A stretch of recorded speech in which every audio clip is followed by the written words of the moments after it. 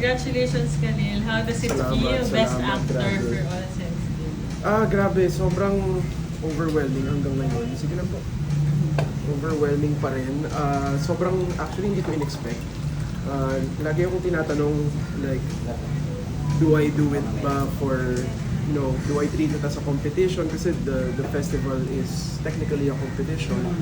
Pero, never ko iniisip yun. Ito yung ginagawa ko yung mga projects ko. So, parang, especially with this one, yung context kasi ng film na to, sobrang personal siya kay Direk JP. So, sobrang personal film siya. And, ang laking bagay nung mapagkatiwalaan ka ng ganong klaseng storya ng isang writer-director. Kumbaga parang mas lumaki yung responsibilidad ko bilang artista dun sa kwento niya. Kasi nga, sobrang mahalaga siya for Direk JP. And syempre, medyo naisip ko din na,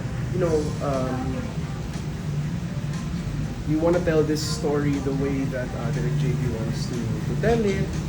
So sobrang naging open yung process ko when we were doing All Sense Day. So sobrang happy ako dahil for me sobrang laking success na nung at masaya na ako na kumbaga na masaya si Direk JP sa ginawa namin. Yun pa lang on its own, okay na ako eh. But then, during awards night, when we were, konti lang kami nun dun sa table, sobrang hindi rin kami nag-expect na we were just there to celebrate with everyone. Yeah. Pero ang ending, nanalo si Direk JP din, ang best director. So, sobrang tuwan-tuwa kami. But just goes to show na talagang pagka binuhos mo yung puso mo sa isang kwento, ay malayong mararating at maraming makaka-relate. Speaking of pagbuhos, parang may pahinga ka pa ba? Congratulations din kasi Thank galing mo you. sa liwanag. Salamat. So, Pahinga, ayun nga eh.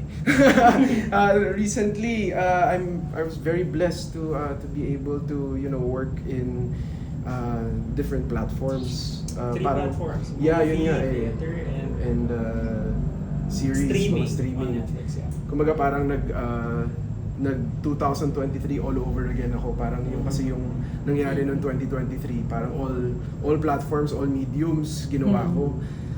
So parang nauulit this year and I'm so glad kasi sobrang nakaka-energize siya as an artist to be able to work with different people, very different platforms as well. Pero syempre, mahal ko yung ginagawa ko eh. So, even though nakakapagod siya, nakaka-fulfill naman.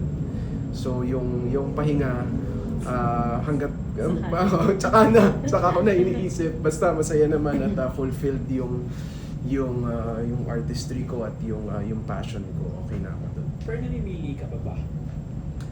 Ako, ever since, lagi akong basta I resonate and I feel strongly for the character in the script.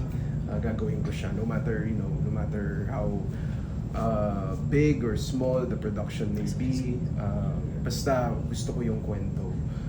Yun naman yung nauuna parati. Syempre in regards to schedule, dun na yung mga times na kailangan talaga mag-decide. Actually, medyo madaming akong kinailangan i-decline ng mga projects dahil hindi kakayanin. But syempre, you also want to take care of your filmography. Yeah. So I see to it na I read the script first. Doon naman yung basihan ng lahat eh. Kung maganda yung material, ibig sabihin maganda yung kakalabasan. In a given timeline, for example, like in a week or a certain period, at ilang maximum number of characters in a portray mo? Like you're doing a movie, Yeah. you're doing a stage play, and then you're doing a movie. And how do you do it? There was a time early this year, January, I was doing 3 characters in 1 week. In 1 week. Yeah, so I was rehearsing for Liwanag. Mm.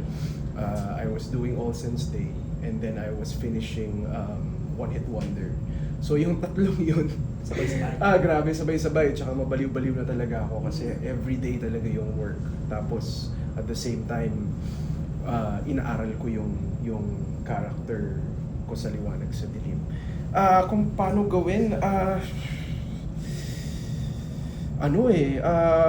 a certain point, you know, syempre as an actor, you always want to, you know, be as, you know, real as possible when it comes to your pursuit in the truth. But at times, wala. Your body kasi doesn't know that you're acting. You're the one who's commanding it, nanggagaling sa utak. Then you let your body follow. But then if your body's tired, kung pagod ka na, hindi na siya sumusunod, kakailanganin you know, ilabas yung mga ibang bala. Kailangan mo maghanap ng bagong technique, you know, para mas maging effective. And there are all sorts of ang daming masyadong techniques, you know, na ako rin na through the years natutunan ko na. But I'm thankful na dun sa 3 projects na yon at ang laking bagay nung mga kasama mo. Kasi sila yung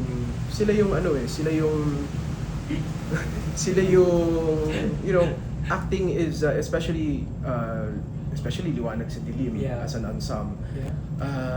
Your co-actors, ang laking bagay nun to influencing your performance. So ako, I'm blessed that the people that I've been performing with and that I've been acting with, they've all been such a breeze to work with. So as long as they have my back, I have theirs. And ganun talaga suportahan talaga. After Tick Tick Boom, Liwanag sa Dilim is pang-ilan mo lang stage play. It's my second pala. Yeah. Would you say that you're at home now sa theater? Syempre, I wouldn't say that it's home base for me. Wala pa sa ganong level in terms of comfort. Especially ito, though this is my second, this is my first time performing with an ensemble. Yeah. So 20 plus actors kami, and it's so different compared to Tick Tick Boom. Kasi Tick Tick Boom, it's much more intimate. We had a lot of time. Actually, when we would look back at it nga, we would say na medyo over-rehearsed kami nung Tick Tick Boom kasi ang dami nang pinuntahan nung rehearsal stage pa lang. Pero ito, my gosh, ang dami kong, and halos ka-eksena ko halos lahat eh. So, ang dami kong mga taong kailangan aralin kung paano sila magtrabaho, yung work ethic, I would have to connect with them in a certain way. So, very pa rin siya, bago pa rin siya sa akin. But yeah, I'm easing into it.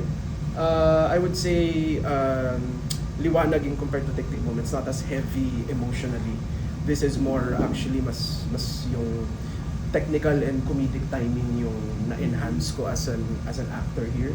It's a very technical show. Kung napanood nyo na siya, ang daming cues na kailangan saktong-sakto. So, yung technicality ng teatro, dun ko siya na medyo, okay, ganito pala pag ganito ka-technical. Yung Tick Tick Boom kasi parang, sige, perform. Yeah, bahala ka, ikaw mag-command ng timing. Ito, I had to fit into the timing of the show. So, that's something that I'm still learning as we're doing the shows. But yun. Yeah. You're coming up with sorry. Dire-diretso. Go. Kuya Boy. Sorry. Khalil, in spite of your busy schedule, talaga yung busy ni Gabi. Oo, grabe. Pumasok dito sa mga Oo, my goodness. Pinag-usapan pa lang natin yung before. Yes, so kamusta naman? Ayun. At in-inform ka ba niya or hindi mo rin yata alam? Merong talaga, may hints na kasi parang naging tradisyon nila eh. So parang sinabi nila, Alexa, na katrabaho ko din sa Liwanag, sabi, expect nyo na ipapapasukin. Imposibleng hindi ka papapasukin. So, yung ganong briefing, medyo naging ready na si Gab na, hindi niya alam kung kailan, pero at least medyo prepared na yung utak niya na anytime pwede akong ipasok. I guess medyo naging advantage na rin sa kanya yun. Kasi pinanood namin yung mga dati, sila Tony, sila Mariel, yun talaga sobrang surprise, kaya feeling ko sobrang umiyak talaga sila ng todo kasi hindi nila alam talaga na ipapasok sila. So si Gabi medyo na-prep siya in a certain way, pero hindi pa rin niya alam kung kailan exactly. Pero grabe yun, si Gab, 3 din yung ginagawa niya ngayon. She's hosting, she's doing Slay, tapos may Sangre pa. So it's been a very busy first quarter. Grabe, matatapos pa lang yung March. Actually, ngayon ko lang na-realize na, oh my gosh, ang dami namin ginagawa. Yes. But then sobrang blessed kaming dalawa. Minsan na lang kami magkita, pero we make it a point na in those times we still, spend time with each other. Kami naman, ano lang naman kami, mababaw lang kami whenever we're together. We just love eating actually. We love eating outside. So, yun lang lagi namin ginagawa. But, I'm very proud of her. Grabe, ginusto din naman niya yan. So, di ba? So, Napanood mo ba siya oo. sa ano? Sige, go kaya. Napanood mo ba siya sa live stream? Oo, yeah. Tinuruan niya ako bago mangyari lahat na, pagka pumasok ako ganito yung sa I Want yung live Napanood stream. mo yung minention niya yung relationship niya? Oo, grabe. Sabi nga niya. Kulento niya. Oo nga kinuwento niya talaga eh. So, sobrang nakakatuwa na she's that candid. Si Gabby, she's a people person kasi yun eh. She can go on. Kaya ako confident ako na she'll fit right in. Kinakabahan siya pero kaya niya yun. Last yung sa akin, has it always been like that? Sabi niya kasi, kahit yakapin ko sabay si Dustin at may isa pang guy, sabi niya, I'm sure hindi siya magsiselos. Has it always been I think that's her way of saying lang na parang we're both just really secure now in our relationship. I think hindi ko nabuo, parang pumasok yata yung live stream in the middle of their conversation na nila. So I think it was her way of saying na yung security namin hindi na siya nagiging issue. Yung ganun, the way she says it, parang wala na rin sa akin talaga yun. Kasi I know that the both of us wouldn't do anything foolish enough to hurt our relationship. Kasi we've invested too much and we've invested so much na in the relationship that we value and we treasure. So kaming dalawa, yun na yun eh. Hindi na siya, hindi na dumadapo sa isip namin na may matempt or magawa kaming ikasisira pa nung relationship namin. So yung parang pinag-usapan yata nila noon was 8 years na kayo, parang hindi ba kayo nabobore, hindi kayo na... Remind daw kayo na- What about you? Ikaw, anong sagot mo doon? Hindi, you know what? Kahit kami nagugulat, siguro it's our first time also na maramdaman yung ganito. It's my longest relationship yet. It's our first time to do this as well. And syempre maraming nagsasabi na pagdating nyo ng ganito, iisipin nyo na yan, magsasawa na kayo, ganyan. Siguro we didn't dwell on that simply because we didn't want to invite the negative energy na to the relationship. So kami parang, you know what, okay, yun yung mga sinasabi nila, pero relax lang tayo, syempre we have hindi naman kami perfect, we have our misunderstandings, we have our problems pa din. But then, the way that Gabby says it, it's not big enough to break the relationship. So parang we're past that already. And in terms of the excitement, nagugulat din kami, we're always still so excited. I don't know, we always go back to it being a decision kasi parang 8 years in, it's already a decision to want to spend time with your partner. Kasi, di ba, kung tutuusin, kahit anong gawin mo, kahit hindi mo siya pansinin buong araw, wala, 8 years na kayo. Okay na, hindi naman kayo maghiwalay, whatever. But then, it's that complacency is actually pagmumulan ng maraming bagay, maraming negative energy, maraming problems. So, it's a decision. It's every day. Sabi nga niya, every night we still do video call. It's because we want to say good night properly to each other. It's not because we're super clingy or whatever. It's just because we decided na, you know what, why do we have to stop? Why do we have to break that just ganun lang kasimple yun. It's not very effortful na for the both of us. Okay, so yun nga, sabi mo, every night kayo nag-video. Yeah. Pag ilang nights na kayong hindi nakakapag-video. Kasi nasunog siya. third night na. Pero ako, kung makita niyo yung thread namin, I still update her kung nasan ako. Kasi, kaya Kahit na alam mo sa'yo. siya, habit eh. Oh my Yung, God. kukunin ko yung phone ko, tapos sabihin ko nasan ako or ano yung kinakain ko, tapos maalala ko, nga pala, hindi nga pala siya magre-reply kasi nasa loob siya ng bahay ni Kuya. Pero, wala, it's something that we both do na. I guess that's how a partnership is. Again, I'm going back na parang this is our first time being like this to another person that's not part of our family. Pero parang, ayun na ganun na yung relationship namin. So, Parang nung isang araw, pumunta kasi ako ng parang,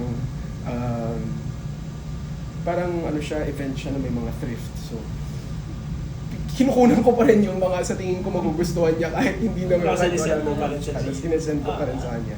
So yeah, it's something na yun na yung dynamic natin. So I guess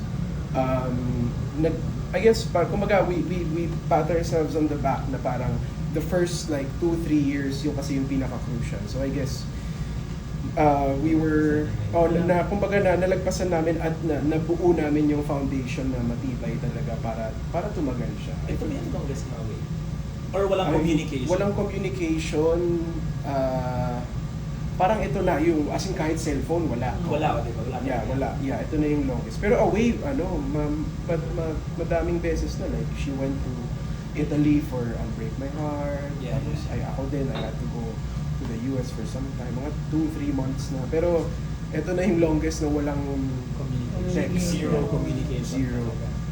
So ready ka naman umabot ng 1 week. Si Madi ba 1 week din? Pero 1 week, One few week. days lang yan.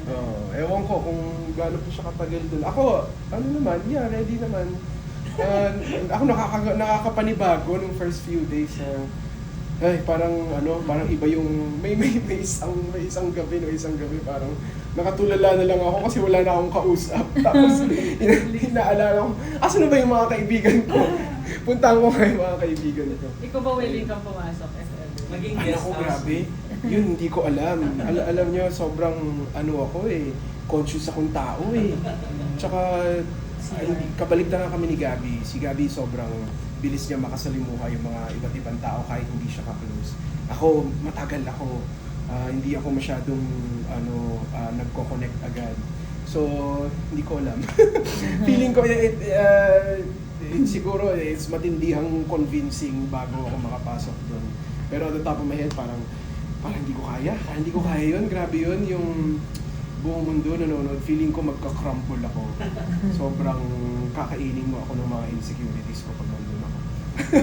But that topic alone gained traction this past few days sa various social media platforms.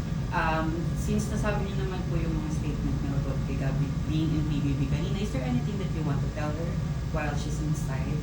Ako, I'm so proud of her. As in, for context, ikwento ko na kung paano ba, nag-unfold itong new chapter niya. We call it, this is something very new to her.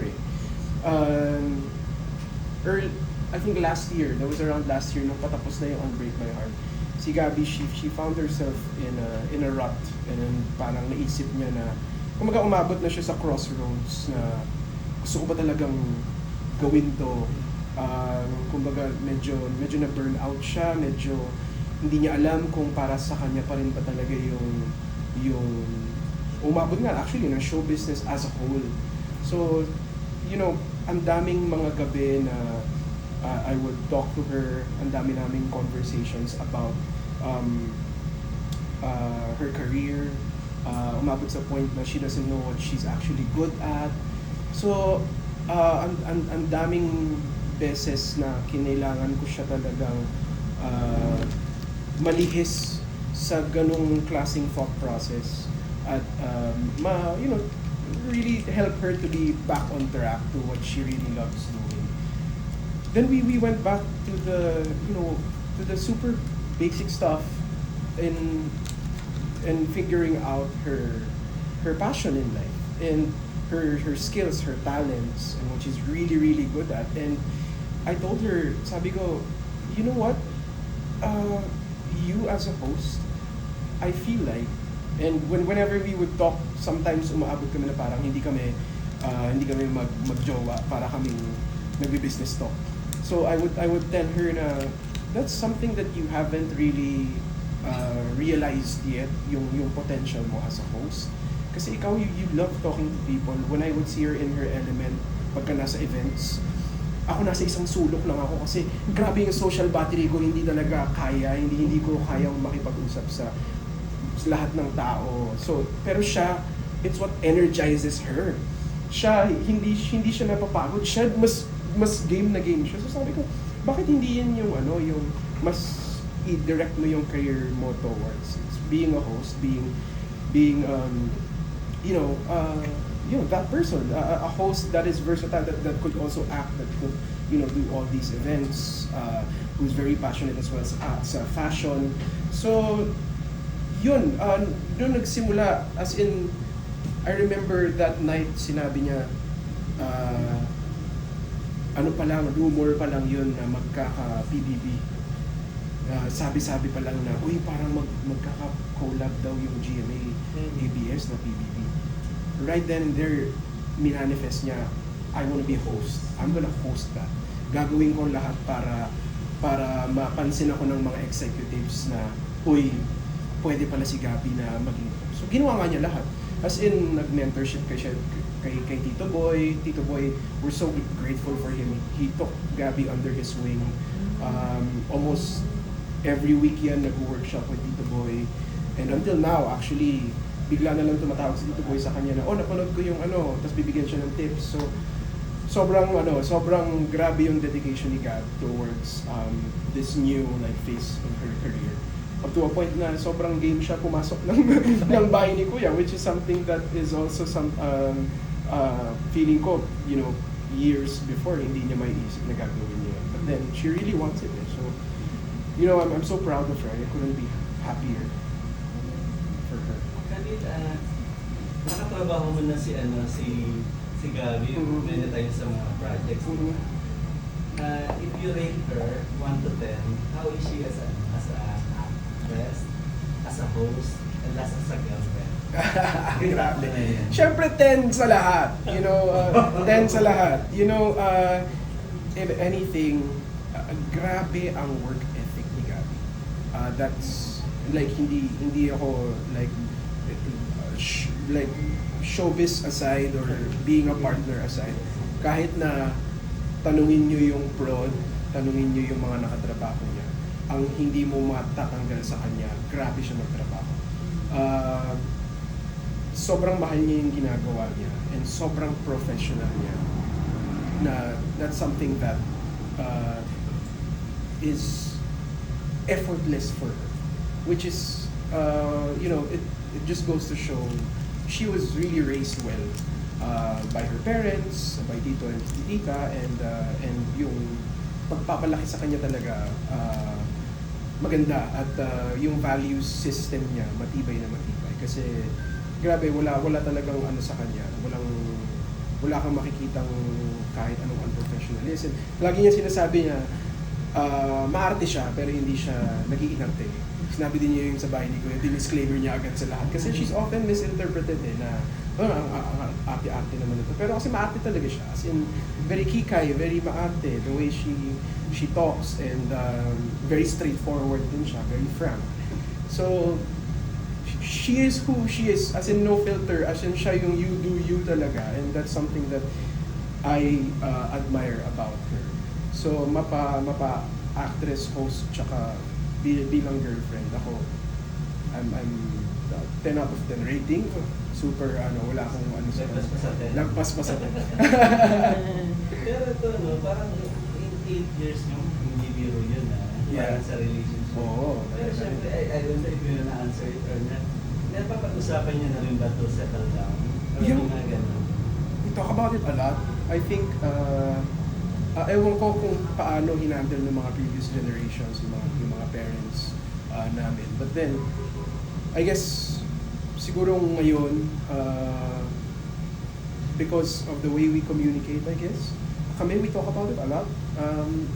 At for me, dapat lang, it's not something that we should shy away from talking about. Kasi kaming dalawa, early into the relationship, we made it clear na we are our intent, or yung sa amin, sa sarili namin personally, we wanna date to marry. We're not looking for date ng wala lang, for fun lang. So, di ba, pagka sinabi mo yun sa isang taong hindi kayo parehas, medyo mata-turn off na, oy, ano pala siya, medyo hindi kami match kasi. Pero kami, nag-match kami. So, yun yung intention namin talaga. Early pa lang, hindi pa kami nakaka 1 year, nagsabihan na kami ng intentions na, why are we doing this Siguro kasi kami, di ba nga, sa showbiz, ano ang pahinga? Ginto yan sa amin. So, yung oras, di ba, parang latag mo ng intentions mo kasi ayaw ko magsayang ng oras kasi sa amin, yung time namin sobrang importante. Yun yung isa sa mga privileges na makapagpahinga at makagawa ng mga bagay outside show. So going back to that, yeah, we talk about it a lot. Syempre, naniniwala pa rin kami na ayaw namin i-jinx or we don't talk about it too much, but we talk about the timings. Of course, to be completely honest, that's something in the near future. It's something that we're going to do, is to settle down. So if may ma-achieve na certain milestone kayo, dun yung masasabi na this is the time or wala, or may specific time na kayo? Parang wala naman in terms of milestone, wala naman. Pero parang I think yun nga, like I'm gonna circle back to 2023. Hindi pa siya nagka-problems pa siya in terms of her career path. She wanted to solidify that first.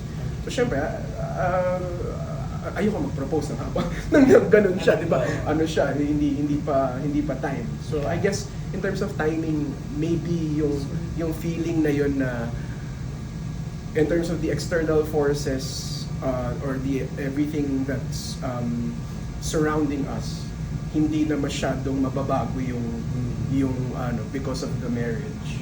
Tsaka namin gagawin. Pero as of now, syempre she has so much to do pa. She's still solidifying her track as host. So, ang dami pa niyang matutunan. So, as of now, syempre sa pagka-busy namin, hindi pa, not exactly the time. But when we would talk about it, it's coming naman na. It's something that we talk about a lot. Going back to you, after Gabby, tell us something about yung How to Cheat. Saka yung one hit wonder mo. Kumbaga, this April na yun. Yeah, nagulat nga kami actually. April 2, yung not giving too much, pero yeah. ano lang yung magiging role. Yung How to Cheat Death, so that we shot in January 2024. So actually, iba-iba yung itsura namin nun. Kasi medyo ang layo pa actually ng itsura ko. Medyo mataba nga ako dun eh. Sabi ko, ibang-iba na itsura ko, biglang ano. But yeah, yung series na yun, that is that was supposedly si Siri sumagot. Kala niya Siri. Yung series na yun, supposedly 2024 pa ipapalabas. But then nagulat na lang kami na, okay, 2025 na, April na lalabas. So, for context, yun ay isang mystery, romance, syempre, romantic comedy mystery, parang ganun siya.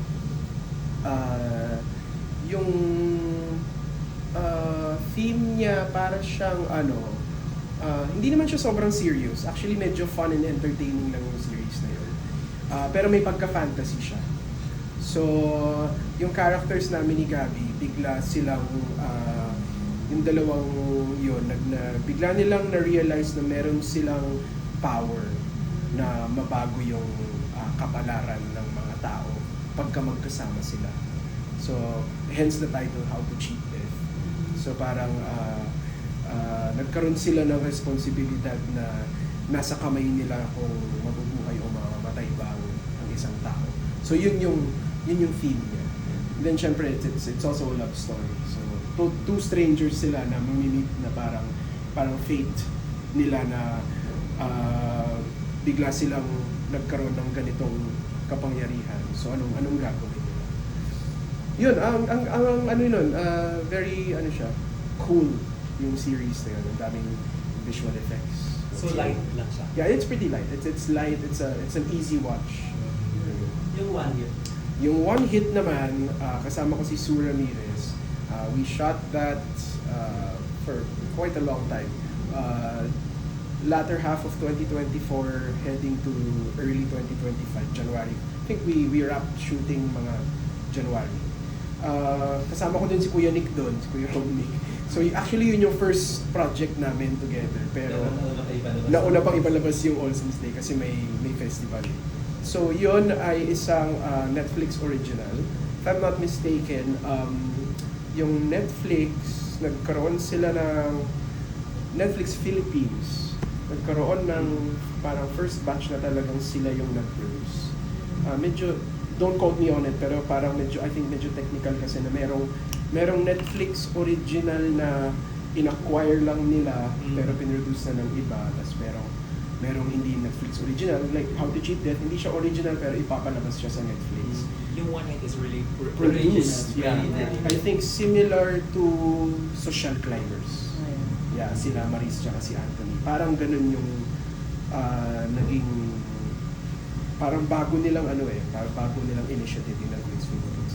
Yung isa pa I think is with Miss Uge and Barbie yata. Yun yung pangatlo yata ipapalabas. And Yeah. yung Robo, Yung One Hit Wonder, kasi teaser photos pa lang pinapalabas. Pero, wala pang logline. Pero, ano siya, it's music film. Hindi siya musical, but musikero kami. Kita naman yun sa may gitara ako, tapos may banda. So, musikero kami, tapos love story din siya. Yun naman movie. So, Netflix film siya.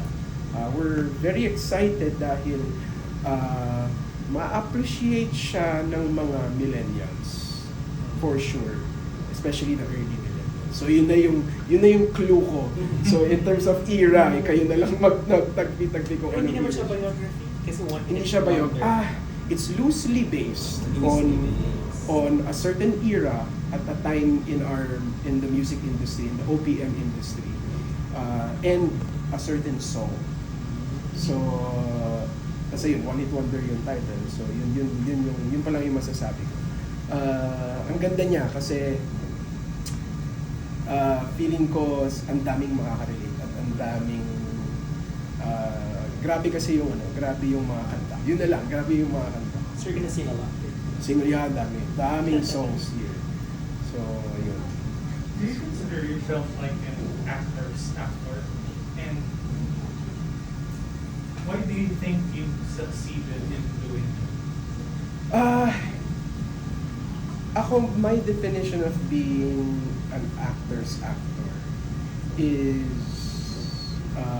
being very involved in upholding the values of acting and being very involved in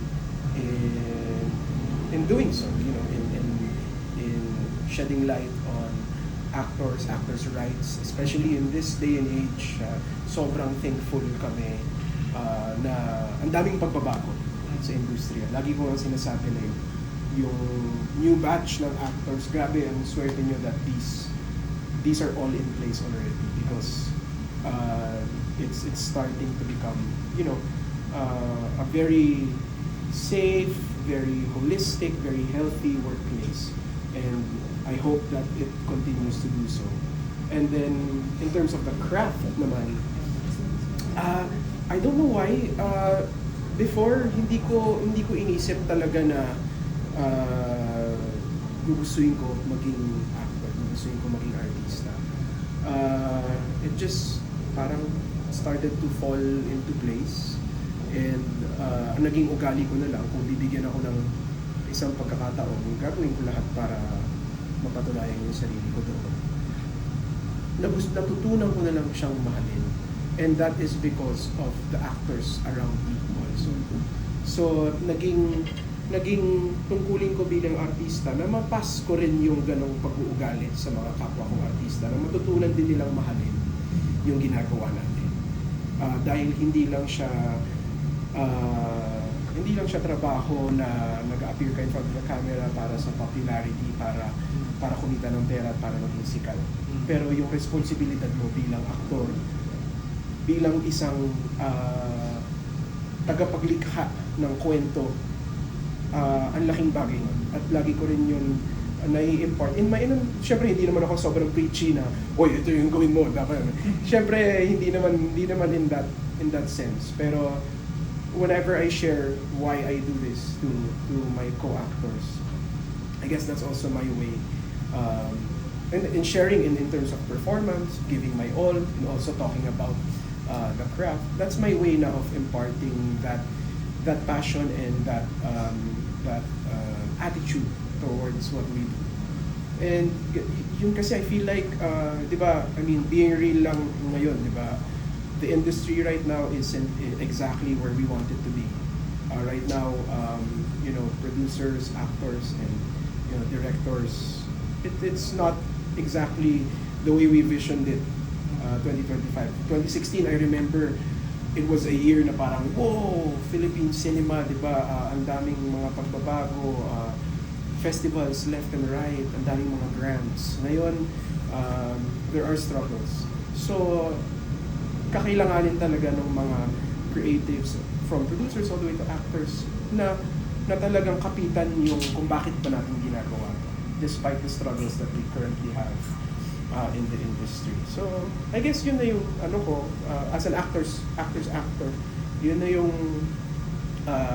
kumbaga contribution ko sa natin sa industry. And of course, by giving everything that I have. For example, itong All Saints Day, when you see it on paper, it's not something, not right away hindi mo may isip na wow, acting piece. Hindi siya ganun kasi very introspective, very nuanced, and very tahimik lang yung script. The dialogue is very conversational. So it's not exactly na, kasi immediately pagka nakakita ka ng script na dramahan, grabing linyahan, grabing wow, okay, game. Or like, game, di ba, lalabas lahat ng bala ko. Pero with All Saints Day, on paper na parang nung nakita ko siya for the first time, okay, this is something. This is I know that this is different. This is not the usual drama film that the audience is accustomed to watching. So paano natin babalikin? And with it being a very personal film na with Direct JP, sabi ko, inaisip ko at sinabi ko sa sarili ko, okay, this is an opportunity for me to show a different side naman, a more nuanced approach, and I'm very happy na si Direct JP at si Kuya Nick, they're on board with the same ideology and same vision. So yun, in terms of success, I think it follows na lang yung pagmamahal yung nauna. And I think hopefully the future generations, despite ngayon kasi grabe, diba, social media, grabe yung ang daming pwedeng gawin na mas mabilis, mas madali. Isang interview ni Anthony Mackie, tumatak sa isip ko, yung kasama niya si Juan Carlos tsaka si Kyle Chahi. In-interview nilang dalawa si Anthony Mackie for Captain America. Tinanong nila kung anong advice ni Anthony Mackie for actors and artists in the Philippines. Sinabi niya talaga na you have to decide, are you a celebrity or are you an actor? Kasi if you're an actor, mahirap. Grabe yung pagdadaanan mo, grabe yung sacrifices mo, grabe yung literally you're giving a chunk of your actor life to other people. Yeah, with that obviously you chose to be like more of an actor. An actor, yeah. Because especially the projects that you're given are quality, art pieces, acting pieces, siya.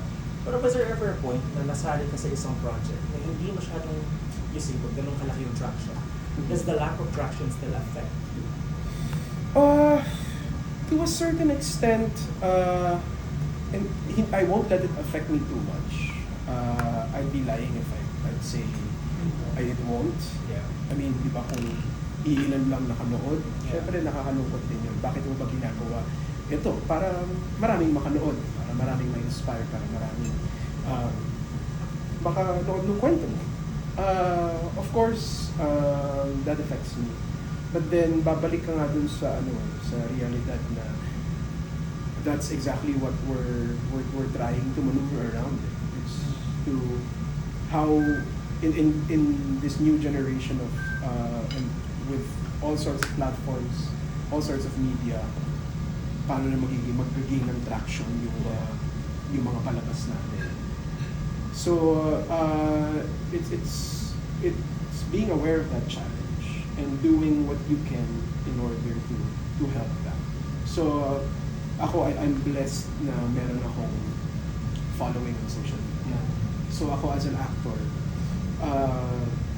though I see it hiwalay, my career as a content creator and as an actor, it's two very different things for me. But then at times like that, yung pagiging content creator ko, kakailanganin kong i-tap into so that I could help out my career as an actor, and also help the projects that I'm in. Pero yun nga, syempre nakaka-apekto pa rin. Pero not to a point na discourage ako na ayoko nang gawin ito, wala na akong manonood eh. Pero that's a thought that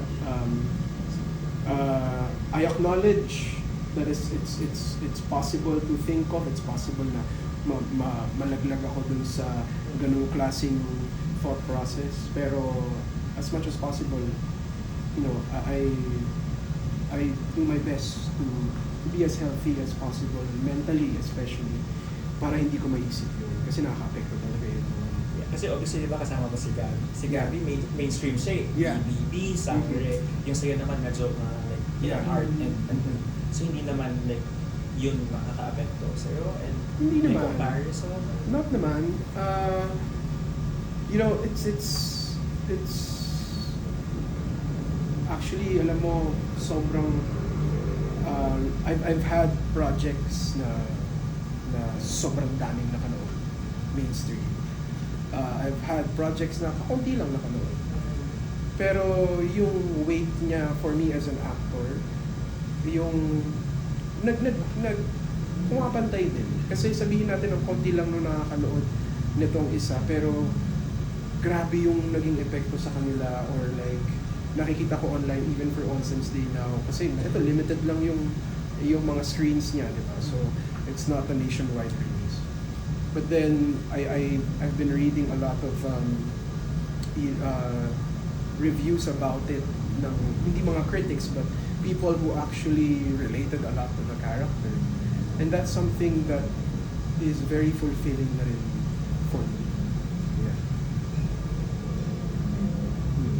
You want to invite everyone na lang sa dami ng projects na. Mga one more din yung invite ko kasi ang dami yung projects. Yeah. Isahin mo na lang. Isa-isahin ko na lang. Sige, unahin ko, March 24 na. Last day. Last day, yeah. Last day. Last day today. Oh, yes. Nawala. Yeah, I'm actually about to go to All Saints Day for the talk back, but I guess I want to thank everyone na pumunta at nanood ng All Saints Day. Hopefully, nung tinanong ko naman si Direk JP ano bang plano nila after, may chance naman na mapunta siya sa streaming platform. So, cross fingers, sana magkaroon ng chance na mas makanood ang mas maraming tao. So, abangan na lang nila yun in the future if ever we do announce that it will be available on streaming platforms. Another is Liwanag sa Dilim. We are currently approaching our 4th weekend. So far, it's been very successful. Ang daming nanonood at ang daming natutuwa. So I'm very thankful na yung labor of love namin, itong show na to ay, so far ay successful at ang dami na rin natutuwa sa kwento nito. We are running all the way until April 13. I hope everyone can catch our show Liwanag sa Dilim at the Carlos P. Romulo Theater in the RCBC Plaza in Makati. We have shows every Friday, Saturday, and Sunday. You can check out the show schedule and who's performing in the social media pages of Nineworks Theatricals. Yeah. But we also have a show by. So sa mga nakakanood nito, kami ni Gabby and si Vien, who's playing Chris in the show.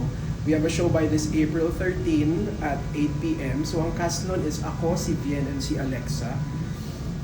That is actually the closing show of Liwanag sa Dilim. So sana, that's Sunday 8 p.m. So sana makanood kayo ng show by namin. Netflix. Yes, this April 2, finally mapapalabas na rin ang How to Cheat Death. This is a series starring yours truly and my real life partner and my on-screen partner this time, Gabby Garcia. This is a very fun show that I hope everyone will get to enjoy. It's streaming this April 2 exclusively on Netflix.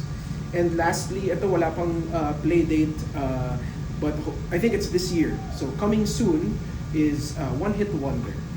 This is a Netflix film set to release in the next coming months. Kasama ko dito si Sue Ramirez. Ito naman, this is for the music lovers. This is for the OPM lovers in specific. This is another project that I really love. So I hope that everyone can get to enjoy it as well. So that's coming soon this month. And I just really want to say thank you to everyone who's been very supportive of what I've been in this year. I'm super thankful, and to you guys also thankful. I'm so very thankful to each and every one of you. Salamat, and yeah, see you in the theaters and on your TV screens and in the movie houses soon. Kaya nahabol Thank ako you. ng isang question. Yeah. Napanood mo ba lahat ng entries na sila pa natin? Unfortunately, hindi ako masyadong nakanood dahil nga sa schedule. So busy. But hypothetical question, if you're not in there, if Olsen's Day is not in there, who do you think should win Best Actor? I was actually tied with JP If sa wala, Tigsilya. sige. If wala, yeah. But hindi ko napanood yun. Okay, hypothetically, I think I've seen the clips. Wasn't able to see the movie. But I know ang hirap ng pinagdaanan niya, si JC, sa Journeyman. I can relate kasi I was part of a boxing film, Kid Kula 2 before. Yeah. Ako supporting actor lang ako noon, pero grabe yung pagod na dinanas namin doon in shooting that film. That alone, the effort that JC put into the role, that alone I think is deserving of an award. Okay. Thank you.